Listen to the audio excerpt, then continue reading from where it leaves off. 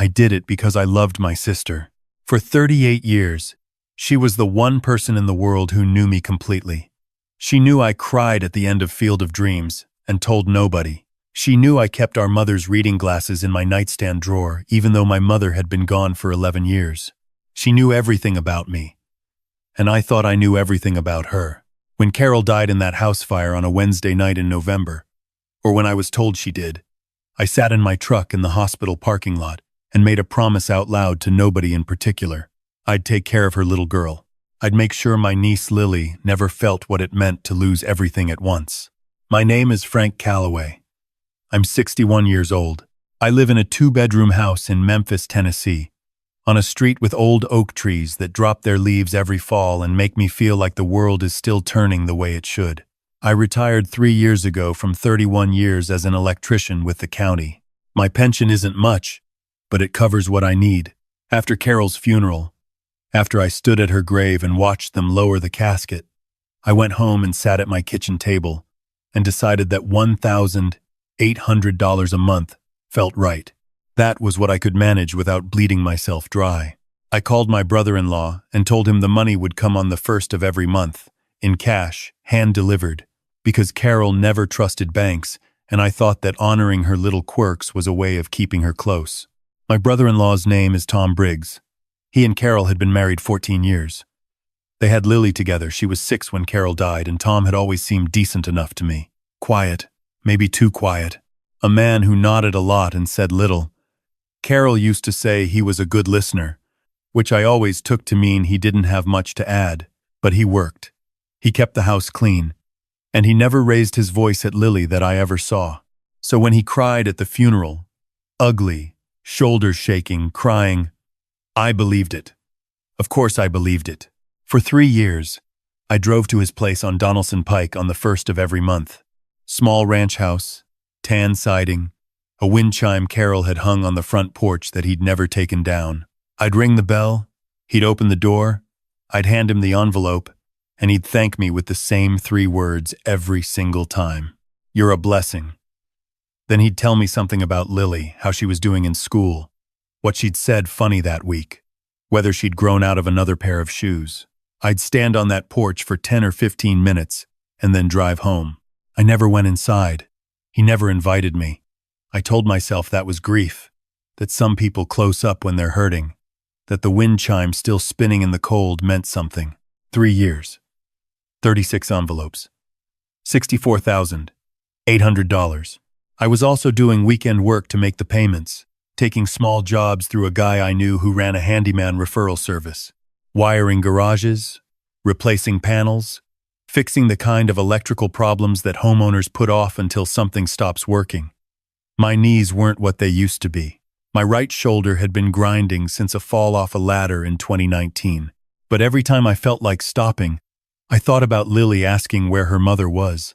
I thought about Carol's laugh, which was too loud for any room she was ever in, and how Lily had inherited it, exactly. I never questioned any of it until the Tuesday morning my neighbor Edna came to my door. Edna is 75 years old. She taught 8th grade English at a middle school in Germantown for 32 years, and she does not waste words. She lives directly across the street, keeps a bird feeder that brings more squirrels than birds, and she has always paid attention to the world in a way that most people stopped doing a long time ago. We weren't close friends, the kind who wave in the driveway and check on each other after bad storms. She had come to Carol's funeral, sat 3 rows back, left without saying much. When I opened the door that Tuesday, she was standing straight-backed, with her hands folded in front of her, and her face doing something it had never done in 15 years of me knowing her. She looked uncertain. Frank, she said, I need to ask you something before I say what I came to say. I told her to come in. I made tea because that's what she drank, and I kept it on hand for no reason I'd ever examined too closely. She sat at my kitchen table and wrapped both hands around the mug and looked at me for a long moment. How much do you know about Tom's life right now? Day to day. I told her what I knew. The monthly visits, the updates about Lily, the porch conversations. Do you ever go inside? No. She nodded once, slowly, and set her mug down. I need you to do something for me. And I need you to trust me enough to do it without asking why yet. Can you do that? I said that depended. I need you to go to Tom's house on a day he doesn't expect you. A weekday afternoon. Park somewhere he won't recognize your truck. And I need you to wait and watch for about an hour. My stomach didn't turn cold the way it does in the stories people tell. It went very still instead, the way air goes still before a storm. I'd known Edna long enough to know she didn't say things like that without a reason that mattered. Is Lily okay? I asked. Lily is fine. Please trust me. I drove to Donaldson Pike on a Thursday afternoon with my truck parked 2 blocks east on a side street. I walked to a dry cleaning shop on the corner that had a bench outside for waiting customers, and I sat down and I watched.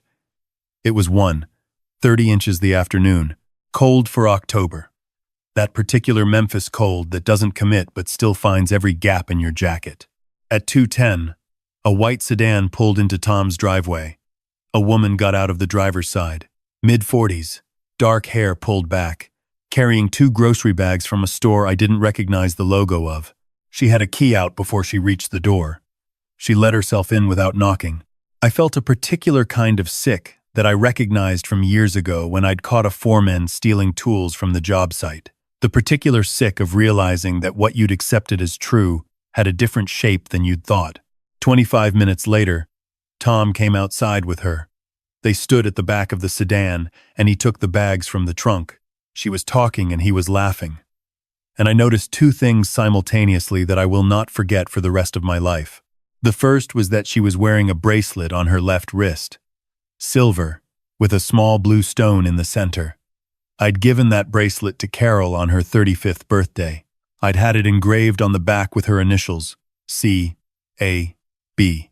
Carol Ann Briggs. The second was how the woman laughed. I have no way to explain this adequately. It was Carol's laugh. Not similar. Not reminiscent. The exact pitch. The exact way it started too suddenly and lasted a half-second too long. The way her head tilted to the right when something genuinely struck her funny. I'd grown up hearing that laugh. I'd heard it across rooms at Christmas and over the phone from 3 states away, and once through a hospital wall when she was having Lily and somehow still finding something to laugh about. My sister was standing in her own driveway. I don't know how long I sat on that bench. The dry cleaning woman came out twice and looked at me. I didn't move. I watched Tom and the woman who was Carol go back inside and not come out again. I sat there until my legs went numb and the sky shifted that particular shade of early evening gray that means the sun has given up for the day. Then I drove to Edna's house. She opened the door before I knocked, which meant she'd been watching. I walked in and sat on her couch and didn't say anything for a minute. How long? I finally said. I saw her about 4 months ago, Edna said, sitting across from me. I was driving back from my daughter's place over in Bartlett, and I stopped for gas, and I saw a woman at the next pump, and I thought I was losing my mind. But I've known Carol since she was your little sister coming to visit when you first moved in. I know what she looks like. You followed her?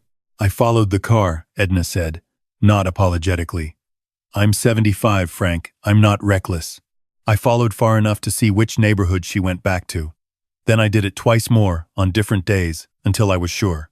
She told me what she'd learned.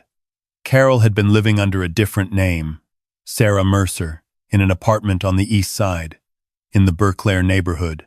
She'd dyed her hair and changed it. She was working part-time at a veterinary office. She and Tom had been in contact since long before the fire.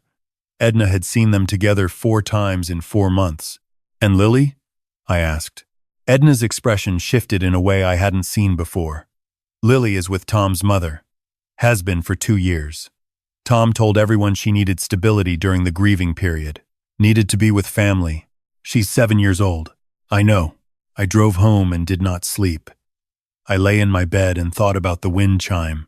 I thought about all the times Tom had told me about Lily's teacher or her drawings or the funny things she'd said, and how he had been performing those updates from some internal script, filling a role, counting down to something. I thought about Carol's laugh and the bracelet on the wrong woman's wrist, and how I had stood on that porch 36 times handing over money I worked weekends to earn, and never once questioned the shape of it. By 4 in the morning I had made a decision. A man I'd done electrical work for 2 years prior had mentioned his son-in-law ran private investigations out of an office on Poplar Avenue.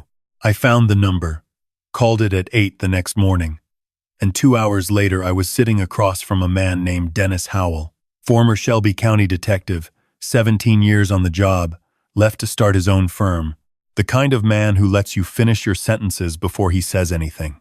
I told him everything. I gave him Edna's observations, the address she'd followed the car to, the name Tom had apparently been using for Carol Sarah Mercer, and the bracelet. Dennis listened without writing anything down for the first 5 minutes, then started taking notes. At the end, he said he'd need 2 weeks and an advance of $2,000. I wrote the check before I left his office. The same amount I would have handed Tom that coming month. Dennis was better than I'd expected. After 12 days, he called me back in and put a folder on the desk between us. Carol had not died in the house fire. The fire had been set deliberately. A man named Roy Pelham had done it, a former co-worker of Tom's. Someone who owed Tom a significant favor for reasons Dennis said were better left out of the report for now. Roy had made sure the structure was empty before he started the fire, and then filed a fraudulent report, with help from someone inside, that placed Carol's remains at the scene, using dental records belonging to a woman who had died 6 weeks prior and whose family had consented to medical research. The remains had come from a university storage facility in Nashville.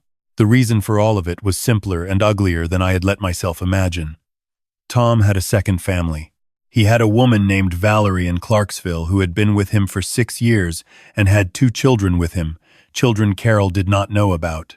When Carol found out, Dennis didn't know exactly how, but she had found out Tom had convinced her to disappear instead, to fake her death. He'd told her it was the cleanest way out, that she could start over, that Lily would be fine with his mother, that the life insurance money and Frank's monthly money would give them both a runway.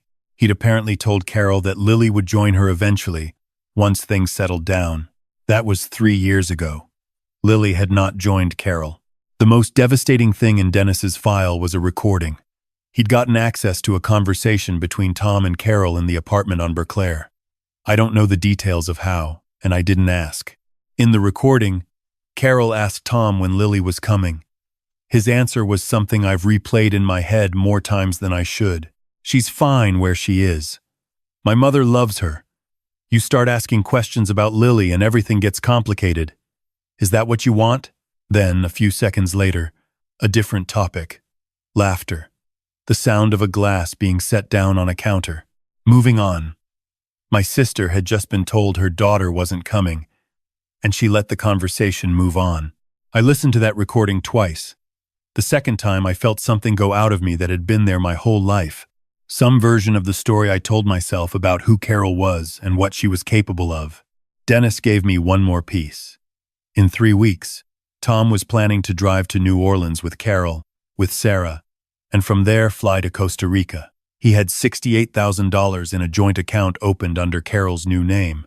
He had a one-way connection booked. If they left, the trail would go cold fast. Dennis had contacts in international tracing, but he was honest about how much harder everything would become. I went to the Memphis Police Department the following morning. I asked to speak to someone in financial crimes, explained what I had, and was eventually connected to a detective named Patricia Walsh. I sat in a chair across from her desk and told her the same story I'd told Dennis, and I watched her face change 3 times during the telling. Once at the fake death, once at the dental records detail, and once, when I mentioned the recording. "We'll need to verify the recording's chain of evidence," she said. "But if what you're telling me checks out, we're looking at fraud, identity fraud, insurance fraud, possibly arson conspiracy." She paused. "What about the child?" I told her about Lily. 7 years old, living with Tom's mother in Covington, 45 minutes north, had been for 2 years. Detective Walsh made a note.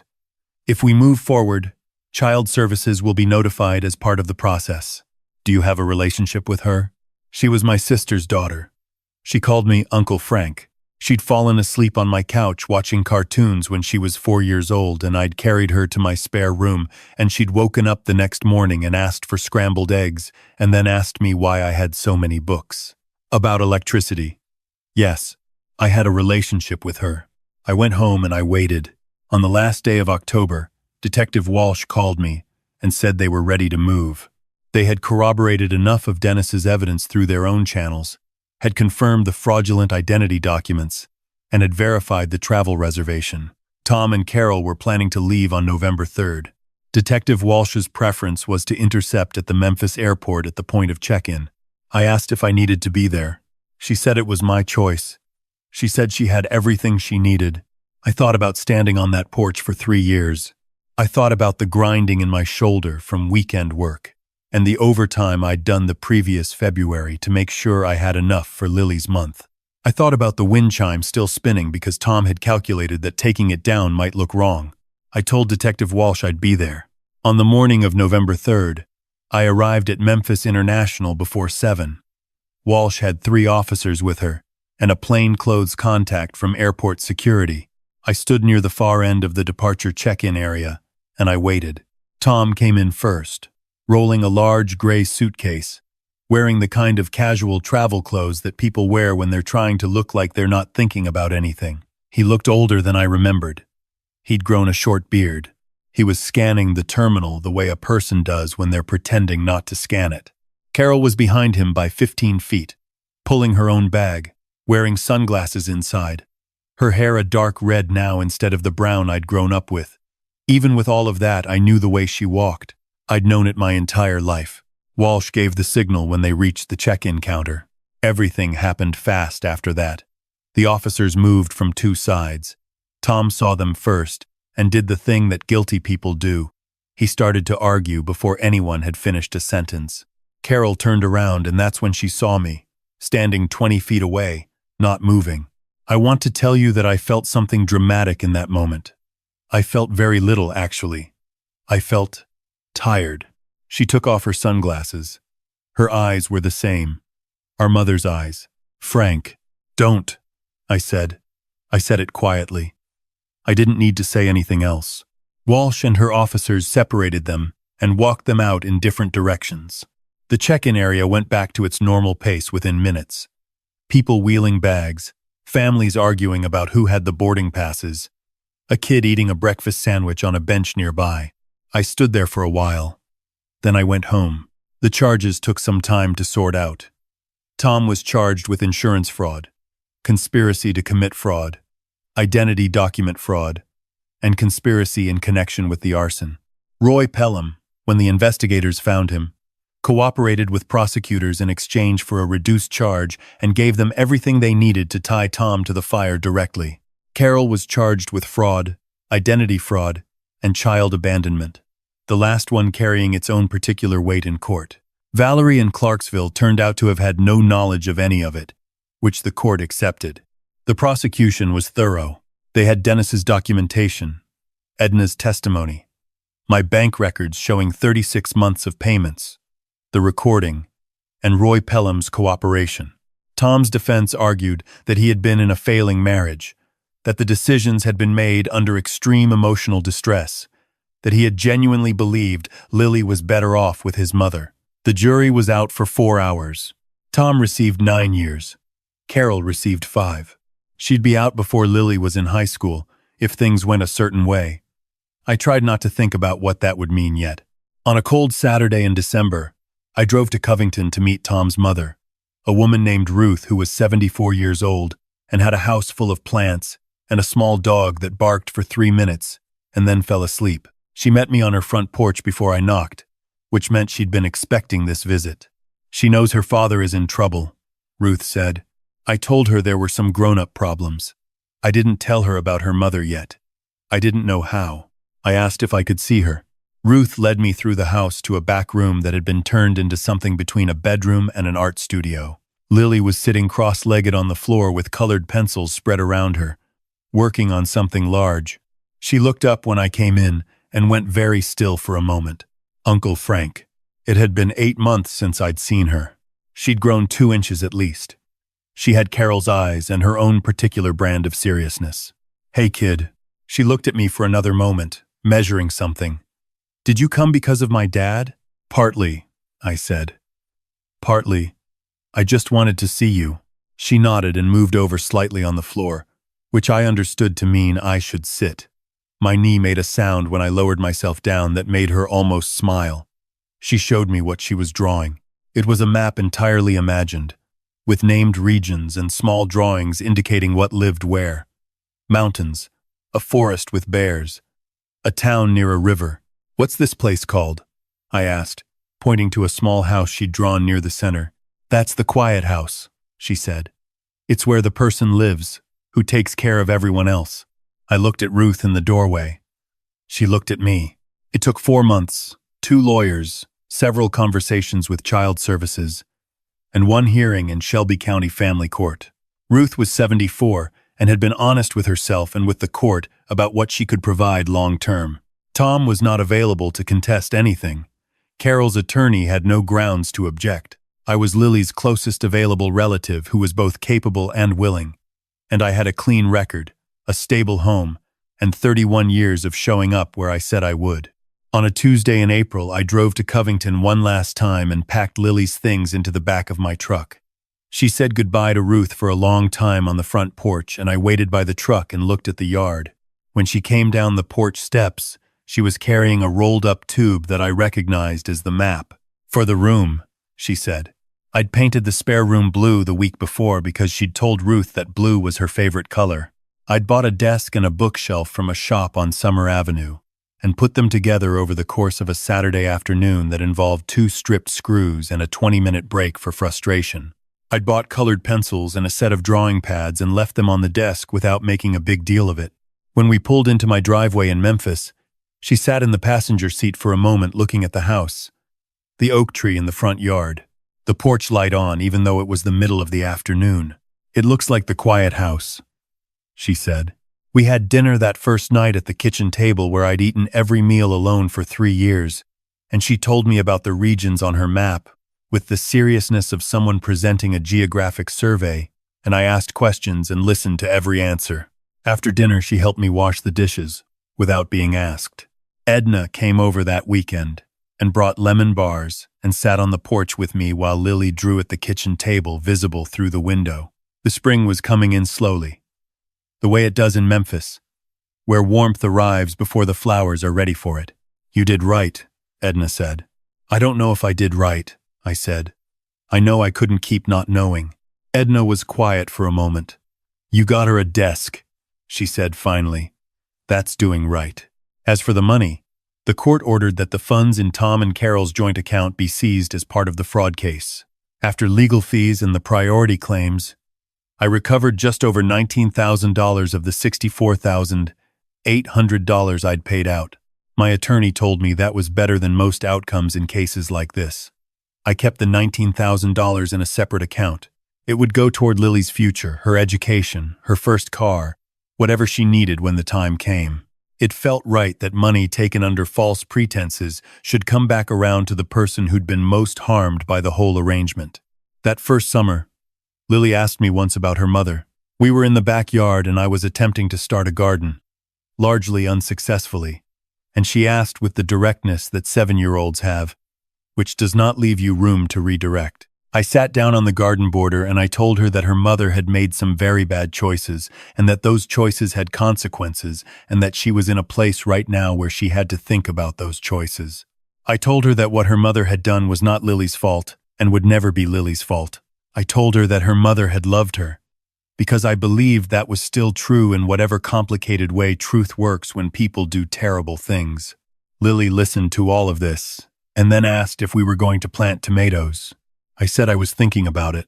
She said she'd seen a video about it and there were some things I was probably doing wrong with the soil. We planted tomatoes. She was right about the soil. In September, Lily started 3rd grade at a school 6 blocks from my house. I drove her the first week and walked her the second week. And by the 3rd week, she wanted to walk with 2 girls from the next street over. And I stood at the end of the driveway and watched them until they turned the corner. My shoulder still grinds. My knee still complains on cold mornings. I still take weekend work when it comes up. But the money goes somewhere different now, into an account with Lily's name on it. There are nights when I sit at my kitchen table and think about Carol. I think about the sound of her laugh in that parking lot when she didn't know I was there. I think about the fact that she'd had 3 years to call me, 3 years to say something, and she had let every month pass in silence while I drove to Donaldson Pike with an envelope. I think about the bracelet she was wearing, the one I'd given her, and what it means that she'd kept it. I haven't worked out what it means. Maybe it doesn't mean anything. Maybe some people carry small pieces of the lives they burn down and never examine why. I think about Tom. I always called him Tom in my head, but my mind still slides sometimes. I think mostly about the Tuesday night last November when Lily came downstairs at 9 o'clock because she couldn't sleep, and she sat next to me on the couch and asked me to put on something quiet, and she fell asleep with her feet tucked under her and one hand resting on my arm. And I sat very still for 40 minutes until I was certain she was fully out, and then I sat still for another 20 minutes because I didn't want to move. I took care of my sister's daughter. That's what I'd promised at the graveside, over a casket that I now know held someone else's remains. The promise was made under a lie, but the promise was still mine. Turns out it was always about Lily. I just didn't know it yet. My knees still ache in the mornings. My shoulder still grinds on cold days. I still take jobs I don't need the way I used to take them out of habit, out of the sense that working towards something is the only way I know to feel like I'm doing right by the people I'm responsible for. The difference is that now when I finish a job and drive home through Memphis in the late afternoon, there's a light on in the window. There's a backpack by the front door. There's a drawing on the refrigerator of the quiet house, surrounded by a garden that's finally starting to look like it was planted by someone who knew what they were doing. I did it for my sister once. I'm doing it for her daughter now.